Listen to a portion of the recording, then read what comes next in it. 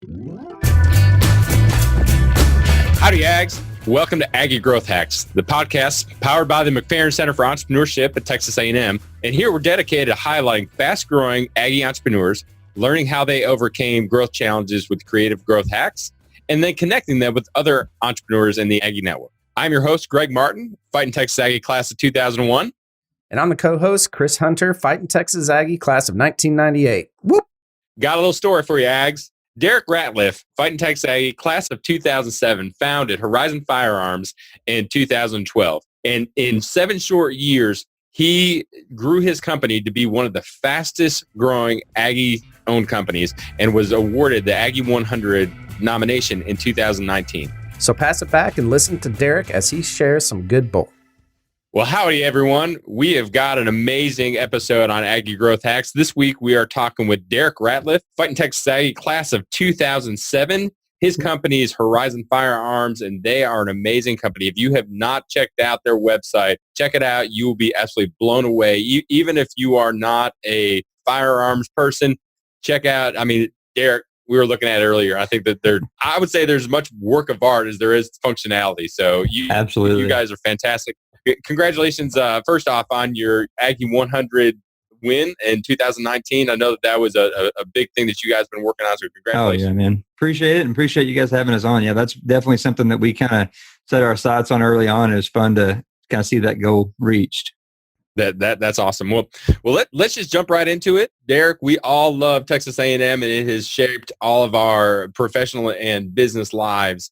And absolutely, that's why we ended up moving back. Didn't want to get away from it, you know. Yep, same here. Well, tell us your favorite Aggie memory. Man, for me, a lot of my A&M memories were based around the archery team, you know. And so I shot competitive archery for A&M. They've got an awesome program over there. There's great coaches. You know, Frank even had coached in the Olympics. And so it was an awesome opportunity, really traveling with them. We got to go out to UCLA and do kind of a national championship shoot out there for outdoor archery. Wow. And that was super, super cool. It was first trip to California. Actually, you know, growing up kind of a small town farm kid, it was the first time I got to fly. So it was a neat trip. Very cool. Awesome. That's great. So tell us a little bit about your business and why did you choose to start it? What's the origin story? So we are a truly custom bolt action rifle manufacturer, and we specialize in bolt rifles that tell your specific story. We also make carbon fiber composite stocks and that kind of stuff. But the rifle side, you know, we went to Botech, worked there in R&D, did some outdoor television, and kind of started looking at the firearm space, really paralleling it with competitive archery in the kind of long range craze coming up. And my brother and I looked around and said, man, you know, this is an industry we really wanted to be in, but we wanted to really build rifles that told a story for not the person per se that we were building it for, but for their grandkids and, you know, great grandkids. And so, you know, we wanted to do different things with the rifle, still guarantee their accuracy and all that kind of stuff. But we were like, if you're going to build a rifle, why not have something that told kind of about you and some, you know, something for somebody to remember you by. And so, you know, like, I think you see that when you go to our website. You know, we did a rifle this year and told kind of a video story about ourselves, and, you know, built this rifle that kind of told our story. You know, that's kind of how we got into it. That is so amazing. I mean, when you're talking about generational impact. Yep. In what you build and craft every day. That is so cool. Yeah, it was a different thing for us. Like, coming from the archery world, archery was just changing all the time, right? So every year you needed a new bow, and technology was moving so much, and the firearm space didn't really work like that. And so when we wanted to kind of get in the outdoor industry, we say, well, what is a product that we can build that we know won't be thrown away next year because it's obsolete or because it's old technology? And so firearms kind of have that sort of neat nostalgia that you know, they stay around. So it's cool to know that, you know, something we build today, 50 years from now, somebody's going to pick it out of a safe and remember granddad by it, you know? That is awesome. So let me ask you this. So you founded your company in 2012. Is that correct? Correct. And last year you were the 28th fastest growing Aggie owned company. So that growth comes with a lot of challenges. Absolutely. So what are some hacks that you learned at A&M that kind of helped prepare you for life as an entrepreneur, life as a fast growing entrepreneur? Man, I want to tell you that my best alternate, education through A&M really came through. I was involved in MSc a lot, and got an opportunity to be in their kind of finance development committee through MSc a lot. And what was cool about that is, just the administrators and the counselors and stuff kind of around the MSc organizations, we got a little more education in terms of running the organization as a business, right?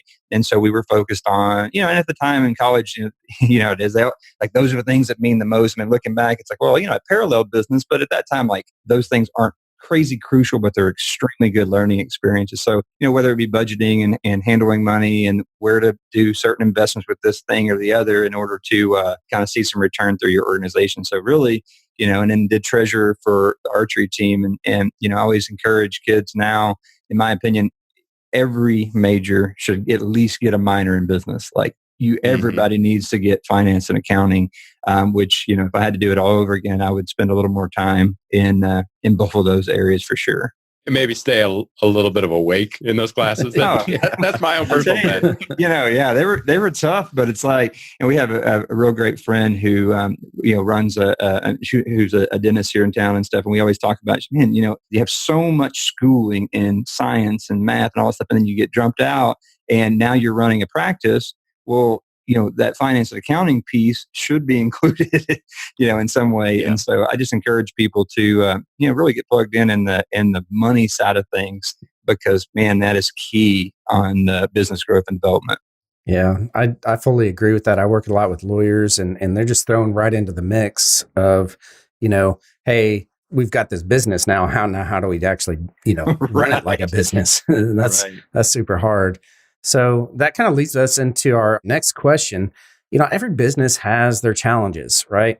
And every business that's in fast growth mode, right, finds hacks. You're going to find hacks. And that's what this show is really all about, is what are your hacks? So what was the single biggest challenge that you had to your growth, as you've been growing?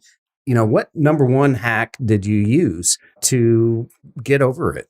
Yeah. To be honest with you, you're always still learning, right? And I think that's, a big part of it is you when you think you know it, you really don't know it, right? And so a couple of years ago, we teamed up with Casper Companies, and kind of blended in with an organization that had a super strong central accounting type firm, and then really plugged in and kind of learned a lot from them. And then I'll say the other thing, we've spent a ton of time. I highly recommend two books, The Lean Turnaround and The Goal from Goldratt. We looked at, production constraints, and then tried to take those production principles in not just in accounting, but in marketing and the way that we approach our trade shows. When we go to a trade show, we're setting, daily goals, and then at the end of the day, looking up and saying, okay, we've met these or didn't meet these, and then making adjustments for the next day. And so I would encourage a lot of people to kind of look at lean principles and theory of constraints sort of throughout the organization.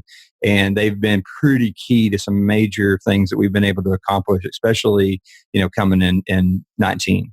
That's well, you are not the first Aggie entrepreneur to talk about lean manufacturing, lean principles, across all aspects of it. So especially as you are growing, you've got to be lean and mean. You don't have a huge marketing budget. You got to make every dollar act like $10.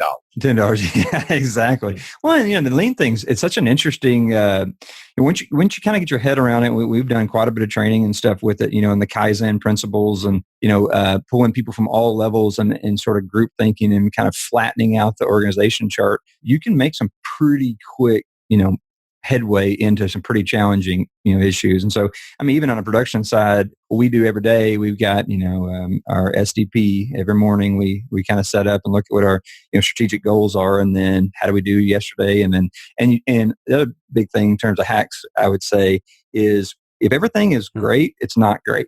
And so kind of what we do on all of our boards is we try and make sure, kind of feels weird, but you make sure you're not hitting your goals, right?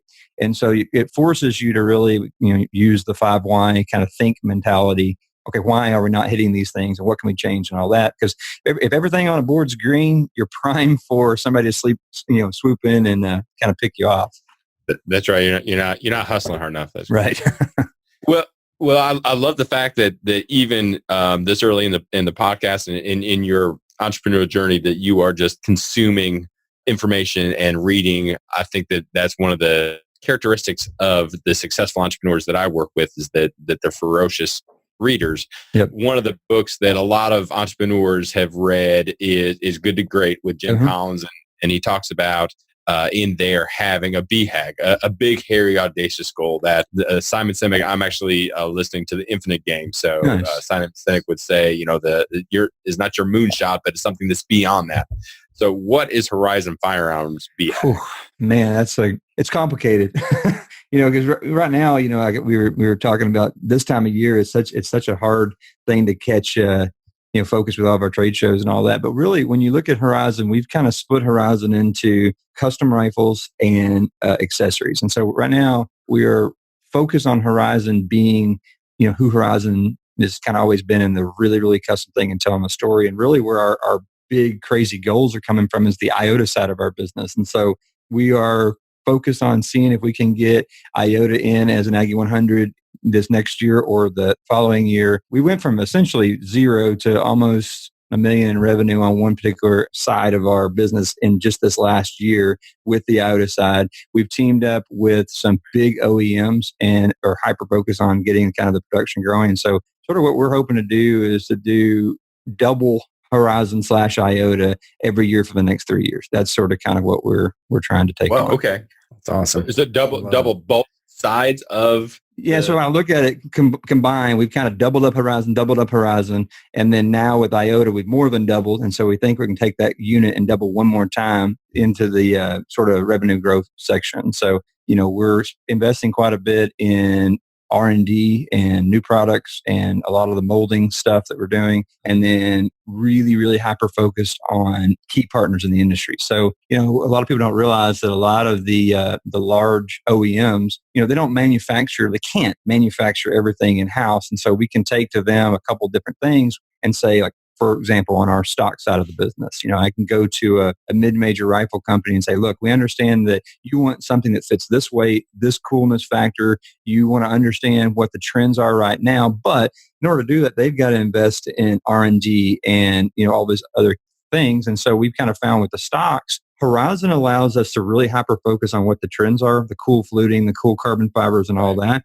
And they use Horizon to develop products for IOTA. And then we can take those products in an OEM SKU and go to them and say, look, we have a pulse on exactly what the trends are. If you do X, Y, and Z, here's a product that fits into your line today and we can produce it.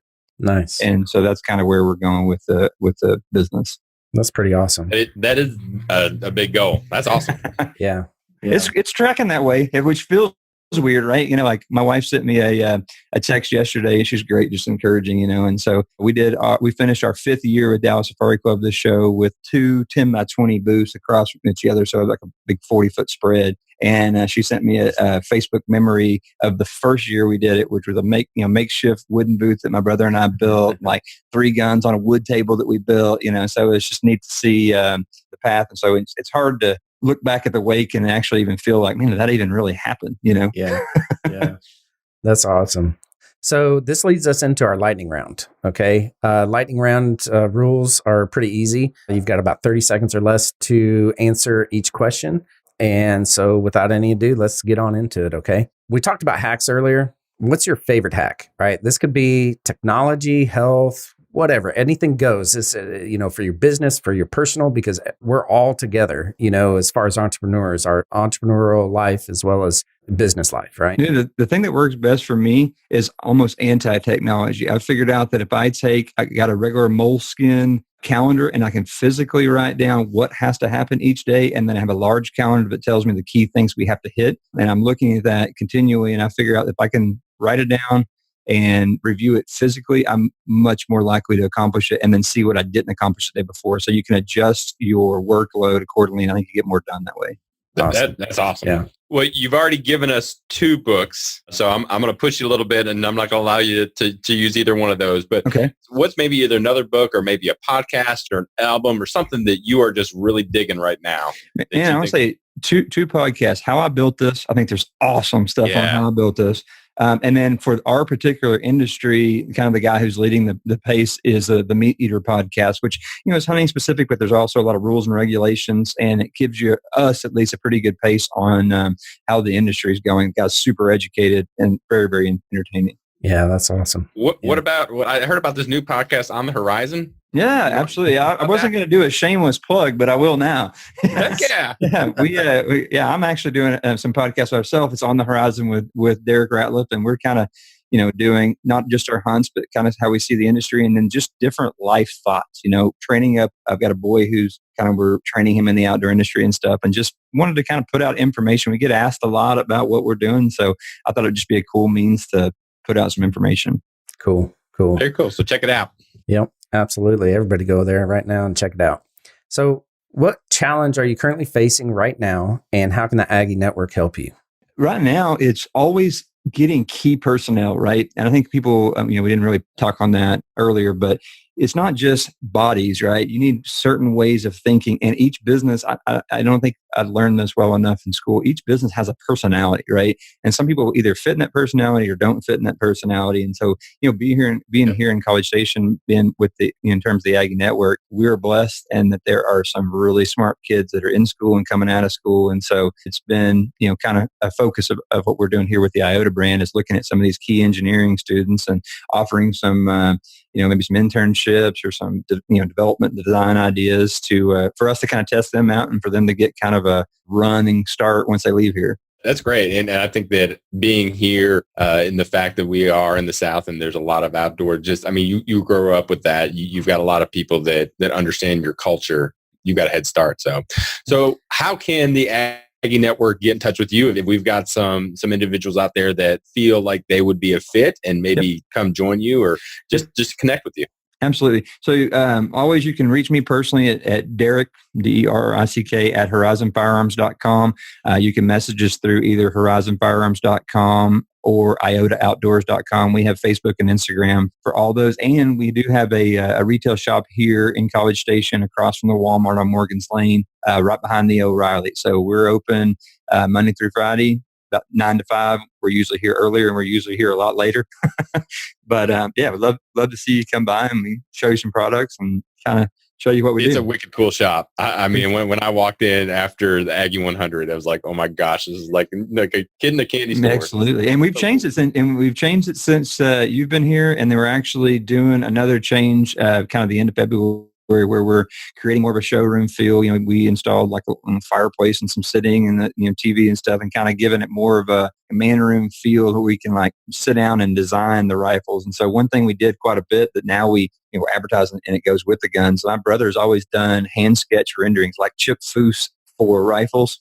And now, it's always been a thing we did in the back. It's like, look, here's kind of our vision. Let's do this.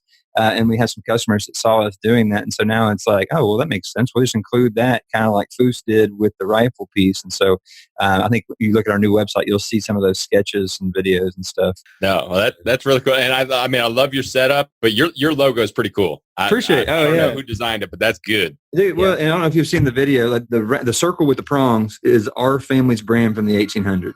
Wow. And so essentially 3 brothers moved from Tennessee area after the Civil War to Texas, and they basically had nothing but each other. So it was 3 prongs and a 0 in the middle.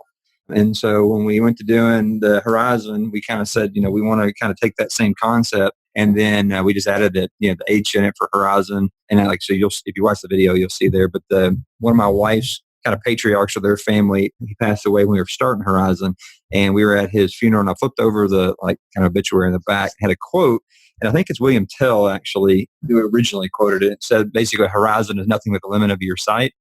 And so we're like, oh man, that just awesome. Outlays exactly what we want to accomplish. And so anyway, that was we made that for our first trade show booth, and I always thought that was a cool reminder of where we're going. So I've got a quick follow-up question. Reading through your website, you've got a lot of stories, right? What gave y'all that idea to do that? Man, it's funny. It's like we were in a meeting, and you're always trying to figure out your big why, right? Like, so who are you, why, and all this kind of stuff, right? And so we sat down, and it was like, the executive team really pressures hard, like, who are we? And we finally was like, look, we're literally trying to tell some, this historical piece, something about you in your rifle that you can be proud of. And, and they kind of push a little harder. And it's like, it's literally, we're telling a story. Look, but instead of writing it, we're just building it. So that kind of came out and it sort of hit us. We're like, that's exactly who we are. And, at that same time, we had a guy, and he's become an awesome customer of ours, super nice guy, came in and was wanting to do a cool build. And he had this wicked neat tattoo on his forearm.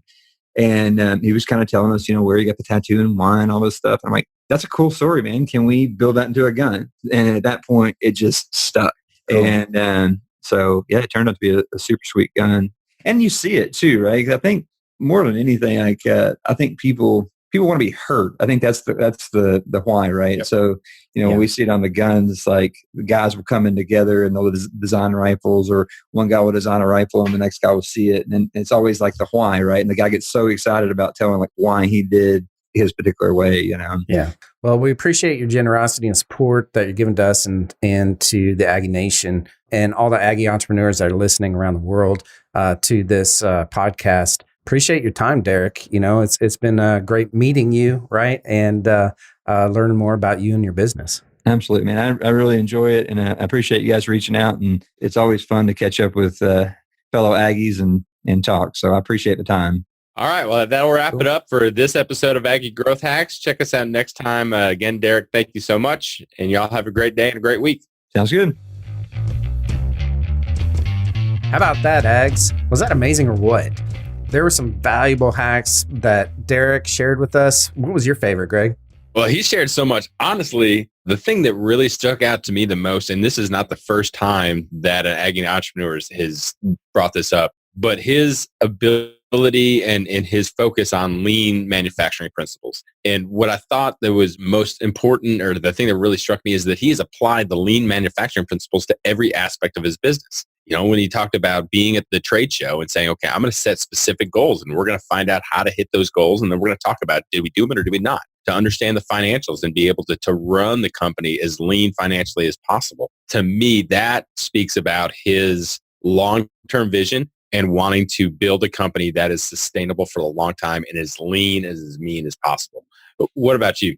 I 100% agree with that. And honestly, after hearing it so many times, I'm going to have to do that in my own business, and really take a hard look. But, my hack, I'm not sure if exactly it was a hack or not, but I loved it. It resonated with me. He said, if everything's good, it's not good. Right. And that's something that I learned in the military, honestly, was that if the troops underneath you are not griping, there's something wrong. Right.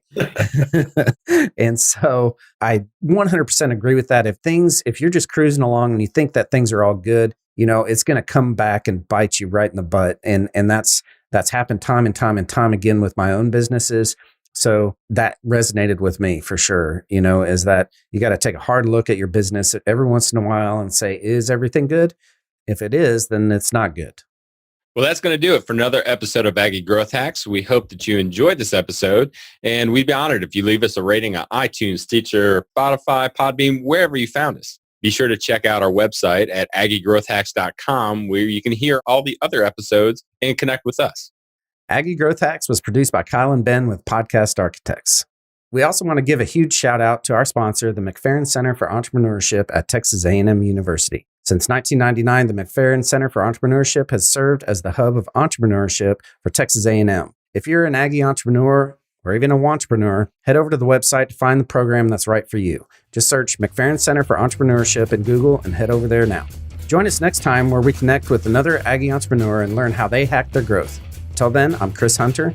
And I'm Greg Martin. Look forward to seeing you next time. Thanks, and gig 'em.